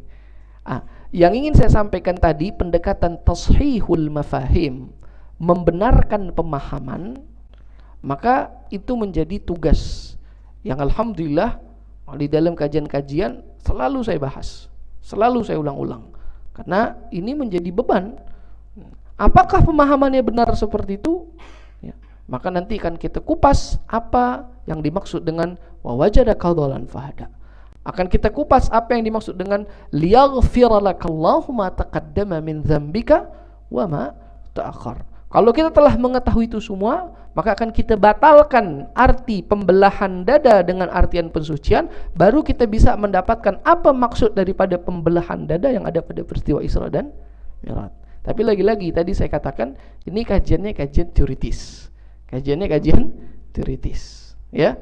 Cuman karena waktunya nggak sempat, mungkin kalau habis sholat masih mau lanjutkan kita bahas itu bagaimana maksud daripada ayat-ayat tersebut, sehingga kita tadi akan menetapkan apa maksud daripada pembelahan dada. Jelas tidak nih kira-kira? Sampai sini ada pertanyaan? Silakan. Jadi sebenarnya kita nggak usah bikin ceramah Isra Mi'raj ya, tapi kuliah kajian membahas teori-teori Isra itu lebih tepat sebenarnya. Karena ini baru awal ya Pak ya, baru awal. Nanti kalau pas sudah perjalanan itu banyak teori-teori kita bisa bahas. Bahkan kita akan kaitkan Isra Mi'raj dengan sains. Bagaimana nanti fisika kuantum dikaitkan dengan apa yang dilihat oleh Rasulullah di luar dan waktu dan yang semisalnya. Sampai sini sudah azan, Pak. Baik. Saya rasa sampai sini dulu. Nanti apakah lanjutkan atau tidak setelah ini saya kembalikan kepada jamaah, atau nanti kita lanjutkan di pertanyaan tanya jawab saja atau bagaimana insyaallah. Kita tutup atau tanya jawab? Tutup dulu ya. Kita sholat dulu. Tayyib. Wassallallahu ala nabiyina Muhammad wa alihi wasallam. Walhamdulillahirabbil alamin. Qimis shalah. Rahmati Allah Subhanahu wa taala. Mari kita sedikit fokus kepada ayat liyaghfira lakallahu ma taqaddama min dzambika wa ma ta'akhkhar. Yang ingin buka terjemahannya silahkan boleh dibuka dalam surat Al-Fath. Surat Al-Fath ya, ayat 1 dan 2. Inna fatahna laka fatham mubina. Kita menggarisbawahi kata-kata dzunub atau zambun yang memiliki arti dosa, ya. Zambun arti dosa, yang mana kata zambun di dalam struktur bahasa, ya, ini lagi-lagi menduduki posisi masdar au ma fi hukmil masdar, akar kata dia, yang mana akar kata ini nanti mempecahkan menjadi pekerjaan, pelaku pekerjaan atau objek dari pekerjaan. Jadi nanti ada fi'ilnya, ada fa'il, ada maf'ulnya, ya, tapi ini masdarnya zambun, ya, perbuatannya, perbuatan dosa. Yang mana perbuatan dosa di dalam ayat ini, di dalam terjemahnya dan mayoritas ulama yang menafsirkan menisbatkan kepada Nabi Muhammad, karena kan min zambika, daripada dosamu, kan begitu, daripada dosamu, kan gitu. Makanya tadi wa wajadaka dhalan juga kekuranganmu dosanya, kan begitu. Yang ingin saya garis bawahi, masdar, ya, akar kata. Jadi kalau saya bilang masdar ini si zambun itu, ya, au ma fi hukmil masdar, atau apa yang dihukumi dengan hukum masdar, isi masdar lah, ya, kalau perdebatan ahli bahasa, karena nanti antara masdar dengan isi masdar berbeda tapi hukumnya sama. Itu tidak melulu dia disandarkan kepada pelaku perbuatan daripada masdar itu sendiri. Hati-hati. Jadi zambun, dosa, itu masdar. Kata masdar itu, akar kata dari setiap bahasa itu, tidak melulu dia disandarkan kepada pelaku dari perbuatan. Jadi kalau zambun perbuatannya aznaba, berbuat dosa. Oke, apakah aznaba ini perbuatan dosa yang dibuat itu selalu dinisbatkan kepada pelaku, sebagaimana di dalam mayoritas penerjemahan yang berkaitan dengan kalimat-kalimat semacam ini selalu kembalinya kepada pelaku. Contohnya, liyaghfira lakallahu ma taqaddama min dzambika, dosamu. Mu di sini berarti menjadi pelaku. Fa'il itu. Berarti pelaku yang menjadi pelaku perbuatan dosa. Apakah selalu seperti itu, jamaah? Pada kenyataannya di dalam kaidah kebahasaan menggunakan pendekatan linguistik bahasa yang semisalnya, itu tidak seperti itu. Jadi al-masdar atau ma fi hukmil masdar qad yudhafu ila man waqa'a minhu al-fi'l atau qad yudhafu ila man waqa'a alaihi atau ilaihi al-fi'l. Bahasa Indonesianya kalau kita terjemahkan, akar kata atau masdar itu kadang-kadang dia disandarkan kepada pelaku daripada perbuatannya, kadang-kadang dia disandarkan kepada objek daripada pelaku perbuatan. Saya berikan contoh di dalam kalimat bahasa Arab yang mudahnya begini. Tolong yang bisa bahasa Arab terjemahkan apa arti yang saya baca sekarang. Yang bisa, ya. Allahumma rzuqni hubbaka. Allahumma rzuqni hubbaka, atau Allahumma rzuqni mahabbatak. Apa yang bisa diambil? Kecintaan kepada engkau. Kata-kata Allahumma rzuqni hubbak, ini hubbun ini kan masdar, Pak. Cinta. Oke? Ketika saya katakan, ya Allah berikanlah aku hubbak, anugerahkan aku hubbak, itu artinya bisa, ya Allah anugerahkan cintaku kepadamu dan anugerahkan cintamu untuk tergantung kita mengartikan kemana. Paham atau tidak nih kira-kira? Jadi bisa jadinya hubbi laka wa hubbuka li, bisa artinya dua itu. Paham atau tidak nih kira-kira? Jadi kalau saya katakan hubbun itu cinta, ini masdar. Bisa jadi kembali kepada pelaku dari perbuatan hub, atau bisa jadi kembali kepada objek daripada perbuatan hub, perbuatan cinta itu. Maka bisa artinya Allahumma rzuqni hubbak, itu artinya ya Allah anugerahkan aku cinta. Bisa artinya anugerahkan aku untuk bisa mencintaimu, atau anugerahkan aku cintamu untukku. Faham atau tidak ini kira-kira? Jelas. Nah, di dalam bahasa Arab, masdar itu bisa menjadi kembalinya kepada pelaku, bisa menjadi kembali kepada objek daripada pelaku. Ini dulu yang harus kita sepakati. Ya, walaupun saya nggak mau bersepakat ya di sini sama bapak-bapak, maksudnya bersepakat sama mereka orang-orang yang nanti ingin mengkaji pemahaman apakah Rasulullah melakukan dosa sehingga dibersihkan dadanya, lalu rujukannya ayat tadi itu liyaghfiralakallahu ma taqaddama min dzambika, dia berdosa dahulu dan telah lampau tapi dimaafkan. Nah, maka kita harus bersepakat dulu dzambun ini masdar. Lalu kesepakatan kedua di dalam kaidah berbahasa, masdar itu bisa kembali kepada pelaku, bisa kembali kepada objek daripada pelaku. Saya kasih contoh di dalam Al-Quran. Jadi nanti tergantung indikator untuk menentukan apakah dia kembali kepada pelaku atau kembali kepada objek pelaku. Ya. Misalnya saja di dalam Al-Quran Allah Subhanahu wa taala berfirman, ya, wala man intasara ba'da dzulmihi. Ini kata-katanya masdar juga tapi redaksinya berbeda. Zulmun, kezaliman. Wala man intasara ba'da dzulmihi fa ulaika ma 'alaihim min sabil. Wala man intasara ba'da dzulmihi, dan siapa-siapa yang setelah membela dirinya setelah kezalimannya, maka tidak ada alasan apapun untuk menyalahkan mereka. Itu kan begitu kalau terjemahannya.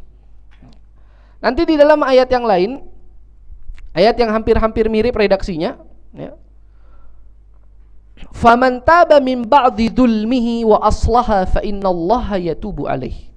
Dan maka siapa saja yang bertaubat menyesali perbuatannya setelah kezalimannya, maka Allah akan memaafkan orang-orang tersebut. Kata-kata zalim garis bawah ya. Kalau yang pertama, dan mereka yang telah menolong dirinya setelah kezalimannya. Ini kezalimannya kembali kepada siapa? Pelaku atau objek? Pelaku atau objek? Saya ulangi terjemahnya. Dan siapa-siapa yang telah menolong dirinya setelah kezalimannya. Orang yang menolong biasanya atau ditolong itu yang berbuat zalim atau yang terzalimi. Kalau ada orang membela diri atau dia dibela, itu biasanya yang pelaku zalim atau objek daripada kezaliman. Oke, maka kata-kata setelah kezalimannya, ini kezalimannya di sini apakah mereka pelaku kezaliman atau objek daripada kezaliman? Objek daripada kezaliman. Mim ba'di dzulmihi ay mim ba'di ma dzulima, setelah mereka dizalimi. Tapi redaksinya setelah kezalimannya, bukan berarti mereka yang berbuat zalim. Indikatornya ada. Apa indikatornya? Redaksi tersebut dibuka dan mereka yang telah menolong atau ditolong nanti misalnya diterjemahkan. Indikator. Tapi di ayat yang satu, ya, di ayat yang satunya tadi wala manin di ayat faman taba min ba'di dzulmihi, dan mereka orang-orang yang bertaubat setelah kezalimannya. Oke, maka di sini kezaliman itu kembali kepada objek atau pelaku? Kenapa? Ada indikator. Apa indikator? Mereka bertaubat. Jelas atau tidak ini kira-kira? Maka, paham ya maksud saya? Kata masdar itu tidak melulu harus kembali kepada pelaku daripada perbuatannya. Banyak nanti contohnya jamaah. Di dalam Al-Quran, di dalam hadis-hadis Nabi Muhammad SAW, itu banyak sekali. Misalnya saya kasih contoh lagi. Walladzina idza fa'alu fahishatan aw dzalamu anfusahum dzakarullaha fastaghfaru lidzunubihim. Demikian juga orang-orang apabila mereka mengerjakan perbuatan keji atau kezaliman-kezaliman atas diri mereka sendiri, lalu mereka segera mengingat Allah Subhanahu wa taala, memohon ampun atas dosa-dosanya. Kata-kata dosa-dosanya. Ini dosa ini dzanbun tadi. Kembalinya kepada pelaku atau objek pelaku? Pelaku. Dari mana tahu pelaku? Ada indikator. Apa indikator? Dan mereka yang telah melakukan keburukan, melakukan perbuatan keji, berarti mereka memang pelaku daripada dosa di sini. Maka masdar di sini kembali kepada fa'il, kembali kepada pelaku. Jelas tidak nih kira-kira? Atau dalam ayat yang lain misalnya, ya, wastaghfiri li dzambiki innaki kunti minal khati'in. Mohonlah ampunan atas dzambiki, atas dosamu.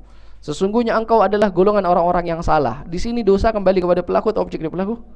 Kan jelas, sesungguhnya engkau adalah orang-orang yang salah. Itu indikator. Bisa difahami atau tidak jamaah kira-kira? Bisa difahami? Taib. Kata-kata liyaghfira lakallahu ma taqaddama min dzambika wa ma ta'akhkhar, saya enggak usah jelasin teorinya lagi, karena gini, nanti teorinya gini. Mencari indikator untuk menentukan masdar ini kembali kemana, kadang-kadang berada di redaksi yang sama pada ayat yang sama. Kadang-kadang indikatornya ada pada surat yang berbeda. Kadang-kadang indikatornya tidak berada di surat yang sama, kadang-kadang indikatornya ada di hadis bahkan. Tetapi indikator itu nanti menunjukkan ini kembalinya kemana. Oke? Misalnya, liyaghfira lakallahu ma taqaddama min dzambika wa ma ta'akhkhar.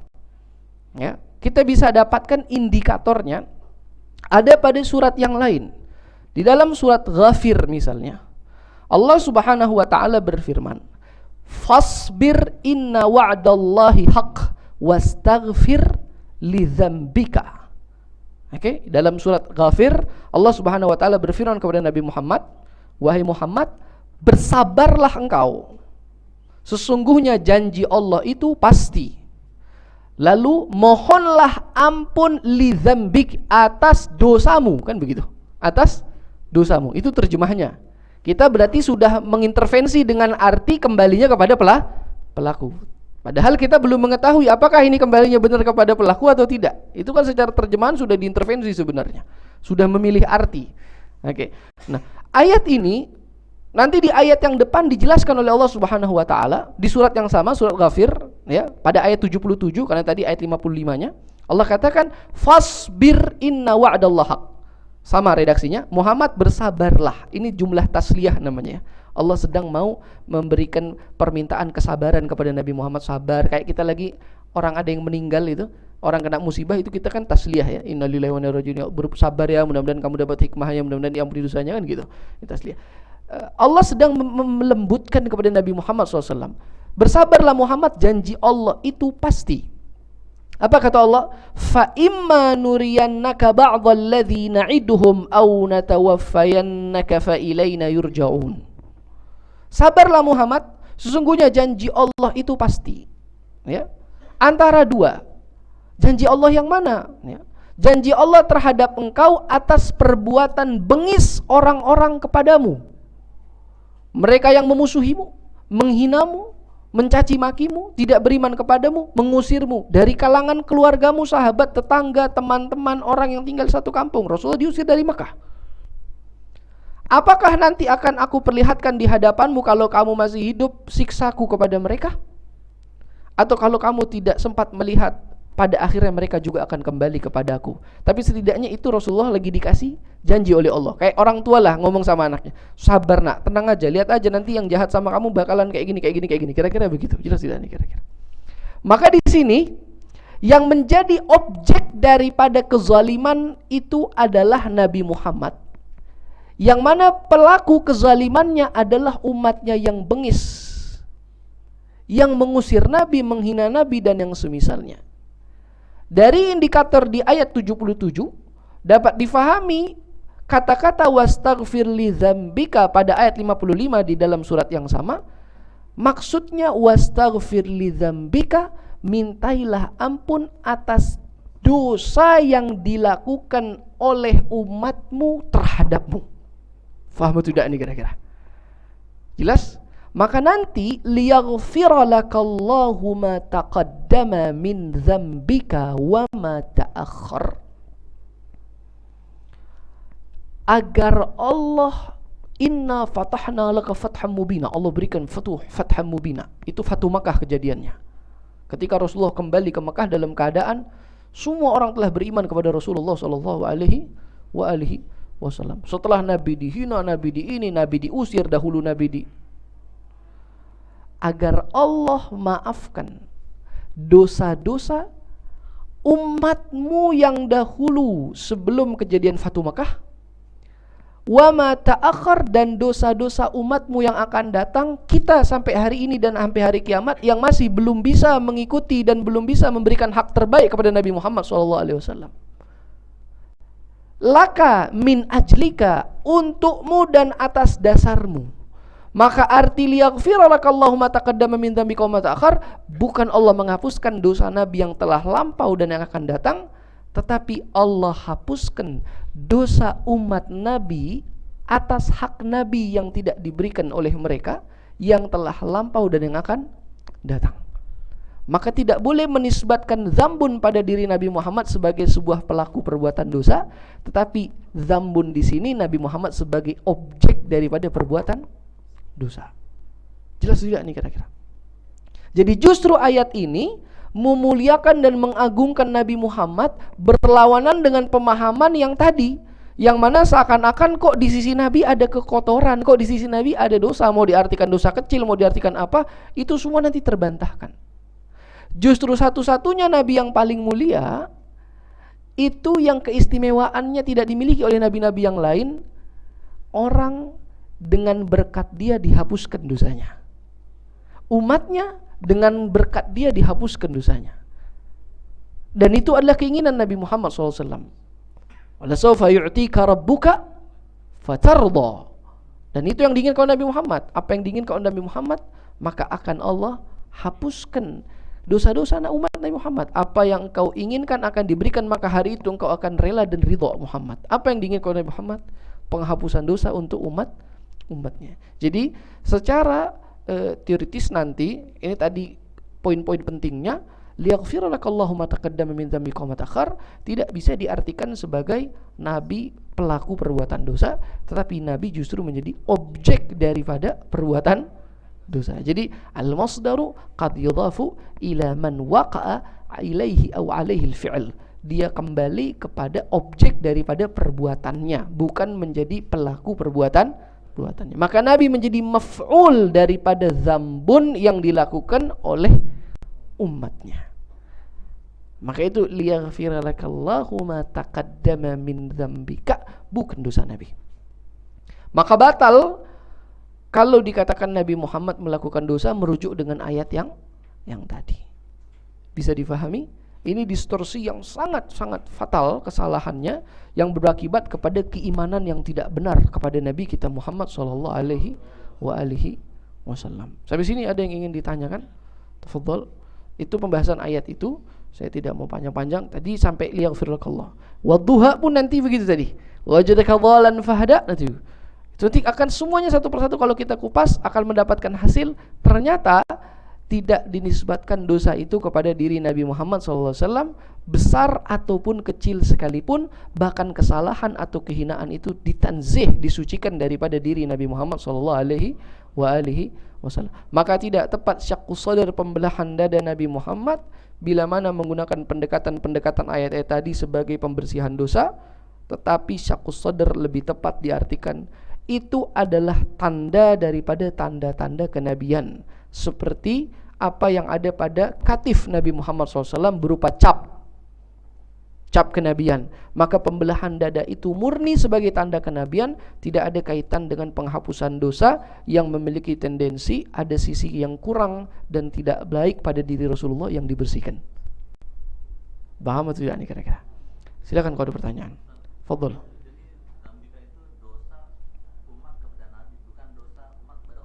Kenapa? Taib. Dosa umat kepada Nabi dinisbatkan kepada Nabi, pasti semua dosa kepada Allah. Tetapi maksudnya umat yang melakukan perbuatan dosa dalam rangka, karena dosa ini kan banyak. Menghina Nabi dosa bukan? Memusuhi Nabi dosa bukan? Dosa. Tidak memberikan hak terbaik kepada Nabi dosa bukan? Dosa. Dosanya kepada siapa? Allah. Tapi kaitan dosa itu kaitannya kepada siapa? Itu maksudnya. Jelas tidak nih kira-kira? Makanya nanti di surat Muhammad, itu suratnya bahkan nempel sama surat ini kan? Di surat Muhammad suratnya nempel sama surat ini.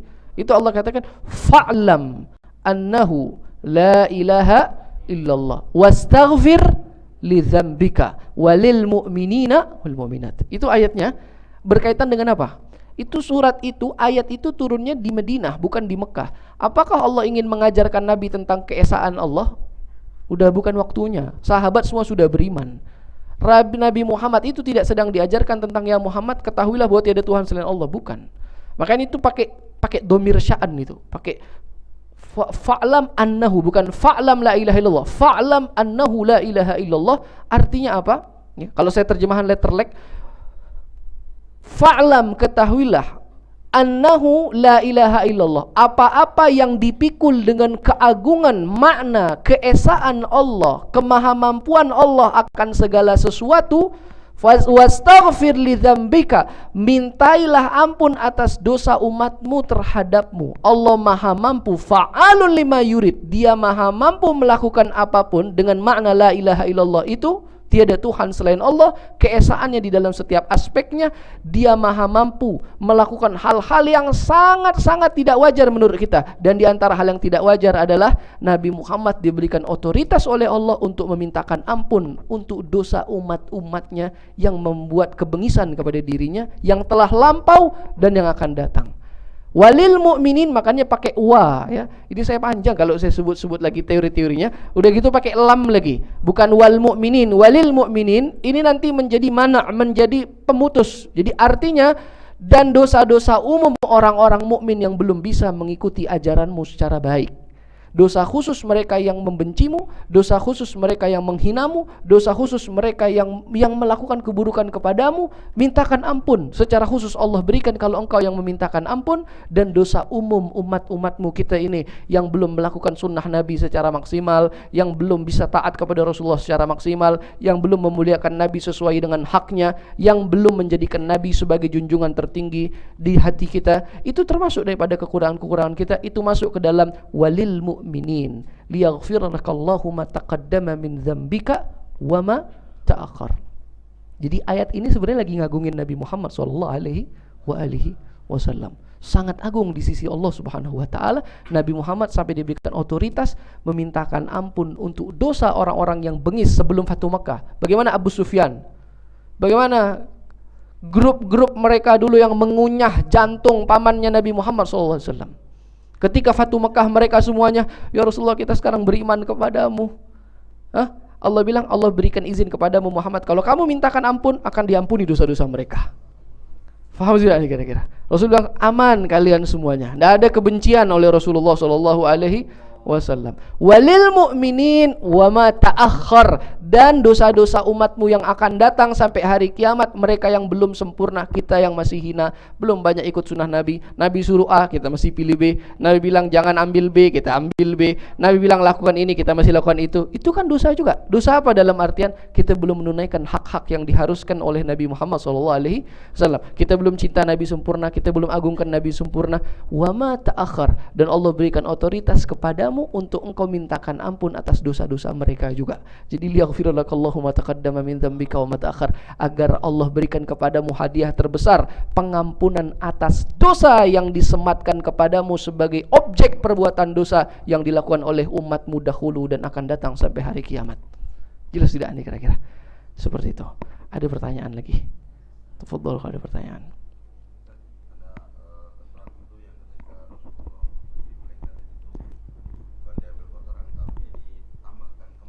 Iya, taib.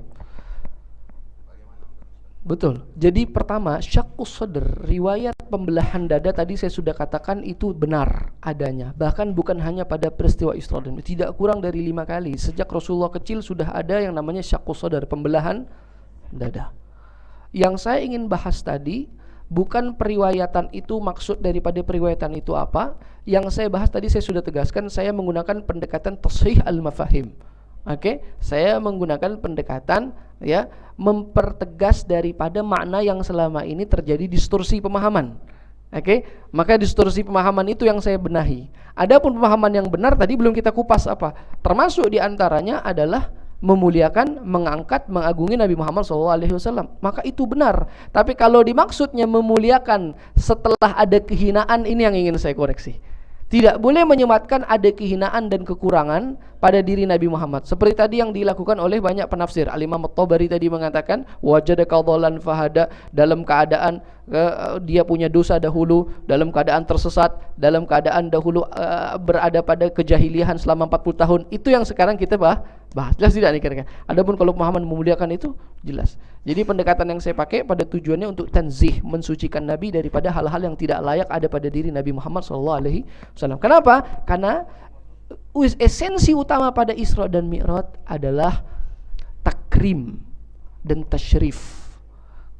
Kalau di dalam cerita-ceritanya malah banyak tendensi-tendensi yang menghina, mencela, mencacatkan, mengurangi sisi-sisi yang mulia pada diri Nabi Muhammad, walaupun pada akhirnya dimuliakan, maka ini berlawanan ya antara tujuan Isra dan Mi'raj dengan pemahaman yang disampaikan. Jadi tugas saya lagi-lagi hanya membenahi pemahaman yang salah. Itu salah satu daripada belasan poin-poin yang masih perlu kita benahi.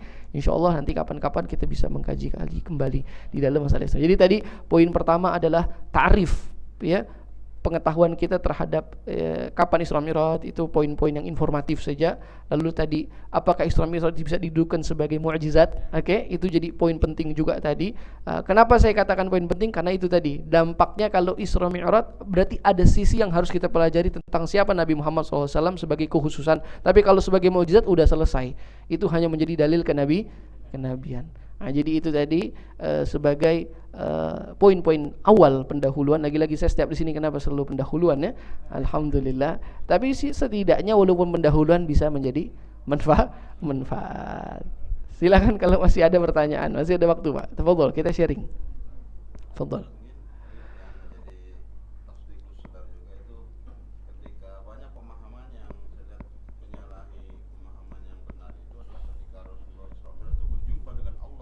Dalam pemahaman Islam jamaah kan Allah mewujudin bila makan. Baik. Jadi tidak ada kaitannya pembelahan dada itu dengan perjumpaan Allah Subhanahu wa taala dengan Nabi Muhammad sallallahu alaihi wasallam. Ya, jadi intinya nanti pembelahan dada itu murni sebagai tanda kenabian. Tanda kenabian. Karena seorang nabi diberikan tanda seperti ada tadi yang dikatif cap kenabian. Begitu juga syaku as-sadr. Kalau mau diartikan sebagai pemuliaan juga boleh. Tetapi tidak ada kaitan dengan perjumpaan dengan Allah. Pertanyaannya, apakah Allah berjumpa dengan Nabi Muhammad saat peristiwa Isra dan Mi'raj? Mayoritas ulama ala rajih wal mu'tamad terjadi perjumpaan antara Allah dan Nabi Muhammad sallallahu alaihi wasallam. Satu. Poin yang kedua, yang terjadi perbedaan bagaimana perjumpaan tersebut. Kalau perjumpaan terjadi, apakah sepakat? Bagaimana perjumpaan tersebut? Maka nanti para sahabat terjadi dua mazhab. Abdullah bin Abbas dengan Aisyah menjadi perdebatan di situ. Abdullah bin Abbas mengatakan terjadi perjumpaan dengan mata kepala, dengan mata kepala. Aisyah mengatakan yang melihat adalah mata hati. Kedua pendapat tersebut dari sisi manapun kita mau ikuti sama-sama boleh diikuti. Tetapi yang perlu difahami, perjumpaan tersebut dengan mata kepala ataupun dengan mata hati harus diikat dengan tanzih. Tidak mungkin Allah Subhanahu wa taala berjumpa dengan Nabi Muhammad dengan kaif. Satu. Kaif itu artinya dengan bagaimana. Lalu apakah ada tempat? Maka tidak ada tempat. Apakah ada batasan yang dilihat? Maka tidak ada batasan. Sebab itu nanti para ulama mengatakan di dalam masalah ini ditanzihkan. Maksudnya apa? Mengisbatkan adanya perjumpaan namun menafikan kaif yang ada di dalam perjumpaan tersebut. Tidak boleh ada kaif, tidak mungkin ada bagaimana, tidak mungkin apakah ada tempat. Jadi jangan membayangkan Nabi Muhammad ditungguin sama Allah di satu tempat, terus Nabi Muhammad sampai situ, terus ya, ini tidak boleh. Ini nanti menjadikan ada kekurangan pada Allah Subhanahu wa taala, menjadi tajsim kita kepada Allah Subhanahu wa taala. Jadi perjumpaan itu kita isbatkan. Adapun caranya bagaimana, ikuti pendapat yang mana, ya, maksudnya apakah mata hati atau apa, tetapi tetap tidak ada kaif, tidak ada cara. Ingat ya, Allah yang menciptakan bagaimana, alladzi kayyafal kaif la kaifalah, yang menciptakan kaif tidak ada kaifnya, yang menciptakan waktu dia tidak terikat oleh waktu, yang menciptakan tempat dia tidak terikat oleh tempat, dia tidak butuh oleh segala sesuatu. Lalu bagaimana kalau peristiwa yang ada kaifnya saja kita sulit melogikakan, apalagi yang tidak ada kaifnya. Jadi kalau dipikir, kalau pertanyaan bagaimana yang bertanya salah, Faham atau tidak ini kira-kira? Terus bagaimana kalau tidak ada kaifnya? Antum yang pakai kaif saja masih bingung. Coba tanya sama dia. Teori relativitas itu kaif bukan? Kaif. Itu masih kaif. Coba jelaskan. Einstein saja belum selesai keburu mati duluan. Faham atau tidak ini kira-kira? Jangan jadi Einstein. Yang bacanya sekarang pusing. Faham atau tidak ini kira-kira? Coba baca teori kuantum. Antum tahu? Oh, bagaimana maksudnya? Yang ada kaif saja antum tidak bisa selesaikan. Bagaimana yang tidak ada kaif? Kenapa? Karena akal kita dibatasi oleh kaif. Akal kita dibatasi oleh kaif. Akal kita itu dibatasi oleh panjang, ruang, dan waktu. Bisa kita keluar dari ruang dan waktu akal kita? Coba. Di luar ruang ada apa? Ngomong di luar ruang aja udah salah. Karena di luar ruang berarti situ ada ruang lagi. Oke, sebelum dahulu. Itu ngomong sebelum dahulu berarti waktu juga. Oke, kita enggak bisa. Itulah lemahnya kita. Allah Subhanahu wa taala laisa kamitslihi syai'. Oke, dia tidak terikat oleh masa, tidak terikat oleh ruang, tidak terikat oleh waktu. Bagaimana Rasulullah tidak diketahui bagaimana karena tidak ada bagaimana di dalam kejadian tersebut. Tidak ada kaif. Jelas ya kira-kira. Itu harus masuk ke dalam tauhid ya. Ke dalam tauhid. Tapi kita nggak boleh mengatakan Rasulullah tidak berjumpa. Oke, adakah pendapat yang mengatakan Rasulullah tidak berjumpa dengan Allah? Ada. Itu pendapat Mu'tazilah. Pendapat Mu'tazilah mengatakan tidak ada perjumpaan antara Rasulullah dengan Allah. Mayoritas ulama ahlu sunnah mengatakan ada perjumpaan, tetapi perjumpaan yang terlepas dari segala hal yang nakis dan kurang yang disebutkan kepada Allah Subhanahu wa ta'ala. Allah alam. Cukup sampai sini? Sampai jam 1 ya. InsyaAllah sampai sini dulu. Mudah-mudahan ya, alhamdulillah. Alhamdulillah, kita tutup sama-sama dengan doa ya, mudah-mudahan Allah berikan kesehatan, keafiatan kepada kita semua ya. Allah jadikan kita orang-orang yang mampu beriman dengan ilmu, lalu mampu mengaplikasikan ilmu tersebut di dalam amal sesuai dengan apa yang diajarkan Nabi Muhammad sallallahu alaihi wasallam. Rabbana taqabbal minna innaka antas samiul alim wa tub alaina innaka antat tawwabur rahim. Allahumma nazziq qulubana 'ani ta'alluqi biman dunak waj'alna min qaumin nuhibbuhum wa yuhibbunak. Habibna ila habibina nabiyina Muhammad sallallahu alaihi wasallam. Warzuqna kamalal mutaba'ati lahu zahiran wa batina. Wa sallallahu wasallam baraka ala nabiyina Muhammad wa alihi washabihi wasallam. Walhamdulillahi rabbil alamin. Hadanallahu ajma'in. Assalamualaikum warahmatullahi wabarakatuh.